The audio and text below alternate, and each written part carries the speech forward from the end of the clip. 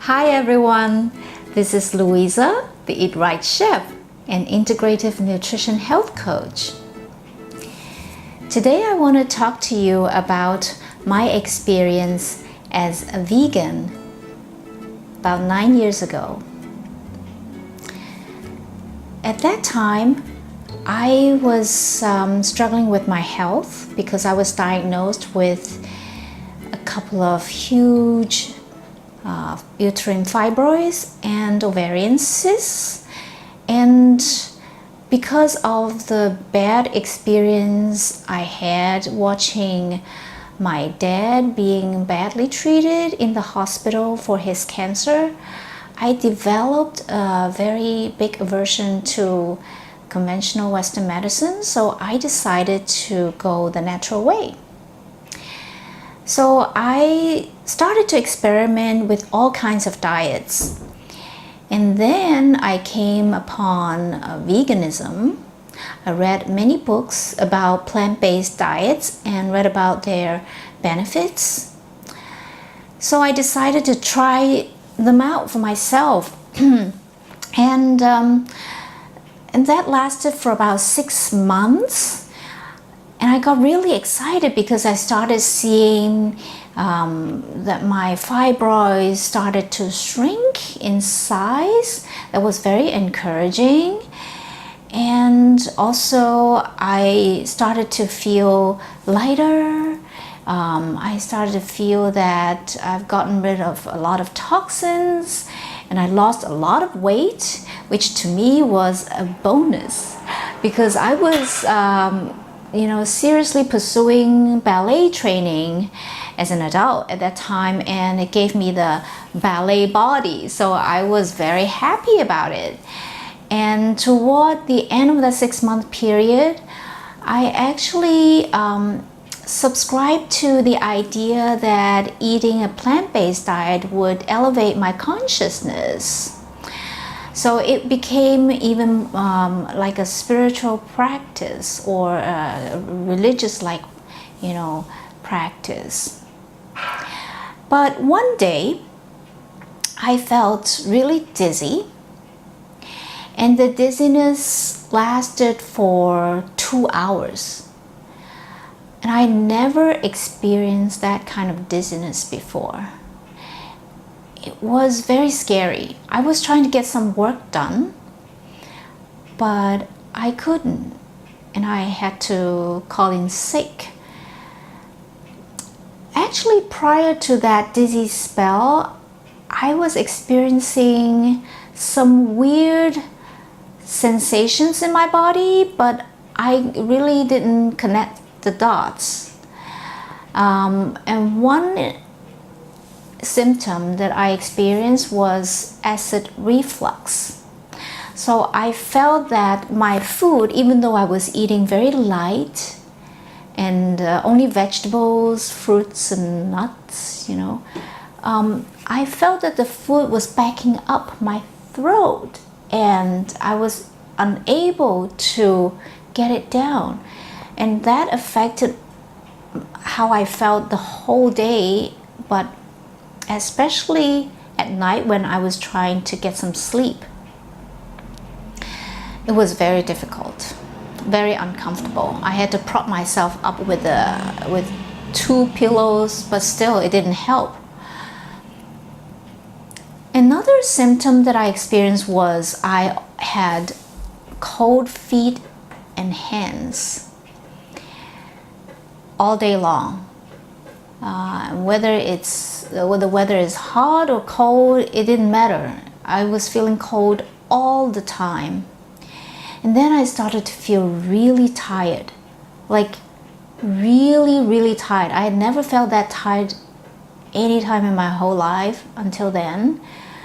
I remember having to walk up the stairs to my building after work, and I had no energy to even walk up the stairs. I felt so frail. And then other things, little things like my hair was falling out a lot, and my skin started to feel really, really dry, as if I had scales on my skin. I didn't really realize that all of those symptoms had to do with eating a vegan diet. Now, let me be clear about the type of vegan diet I was eating. I was actually going for the raw vegan diet, so no cooked food, and everything was plant-based. And to me, you know, based on the literature that I had read, that was like top of the line, the best, the healthiest way of eating. But that dizzy spell really started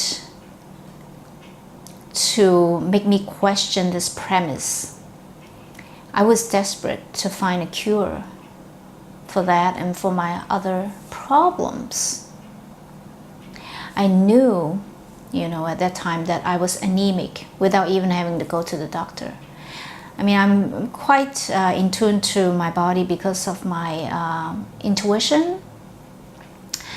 And in fact, it turned out to be true that I was anemic. Luckily, around that same time, I was able to find a solution. And the solution came in the idea of the blood type diet, eating according to your blood type, according to individual differences. And I first read about it in a book that talks about, you know, what food to eat in order to live long. And that book was very confusing because it was as if, you know, you have to eat all of those hundreds of superfoods in the book, suggested in the book, in order to achieve longevity and health, which to me was impossible. But in one of the chapters, the author did mention the blood type diet, and I got intrigued. So I went to look for the book, Eat Right for Your Blood Type by Dr. Peter D'Adamo, in which he talked about how type O individuals actually benefit from eating animal protein. In fact, animal protein is indispensable for type A individuals. So I started my quest to reintroduce animal protein to my diet. The following week, I went to look for grass-fed beef, which is highly beneficial for type O's. And I also started to eat some eggs and a little bit of cheese. And for me, it would be certain cheeses like manchego, you know, sheep's milk cheese, that is beneficial. So I also included some fish like cod and salmon, but I reintroduced those animal proteins very, very slowly, one at a time, because my body was not used to eating meat. And within 1 or 2 weeks, my acid reflux actually disappeared automatically. And I was so happy. And of course, no more dizzy spells. And gradually, within a month, my skin became much smoother, less dry, and I started to get my energy back. And at that time, I knew that I was on the right path. There was also a challenge or a hurdle that I had to overcome when switching over to an omnivorous diet. Mind you, the type O diet is not only meat, and it's not about all kinds of meat like bacon or pork, because these are avoids for us, given the fact that pork has a very high toxin and viral load. Anyway, So the hurdle that I was going to tell you about was the ethical and the moral dilemma of eating meat again. When I was a vegan, of course, like all other vegans, I subscribe to the idea that killing animals is an immoral behavior. It's cruel, and we should not do that. Luckily, I was able to listen to my body and honor my body's needs. And I found this book called The Yoga of Eating. And in this book, one of the chapters talked about this moral dilemma. And one of the things it cited was the indigenous cultures and how the hunting cultures, such as those you see among the Native Americans and among the Inuit people, how they actually perform spiritual rituals to communicate with and honor the spirits of the animals before they kill them for food. And there's a whole spiritual side of this practice. And personally, I have actually met and attended a lecture by a polar bear hunter from Greenland. So I was able to incorporate his perspective and understand from his first-hand experience of how these cultures relate to animals. And it's a very holistic approach. And so, and I understand that every living thing in this world, in our ecosystem, is part of the food chain, and that's just the way it is. And there are even scientific studies that show that plants also have feelings or sensations, such as fear. They send out chemicals when they sense people are going to chop them off. So if you apply the same principle that you apply to the killing of animals, shouldn't that also be applied to plants? Well, of course, eating meat does not mean that I condone the modern way of killing animals, of raising them. So I absolutely, since many years ago, stopped buying meat from factory farms, from conventionally raised animals, because of the horrendous ways they've been treated.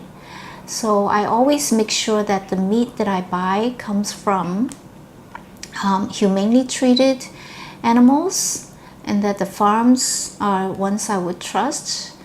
And for beef and lamb, bison, those would be grass-fed, 100% grass-fed. Not just grass-fed, but grass-fed and grass-finished.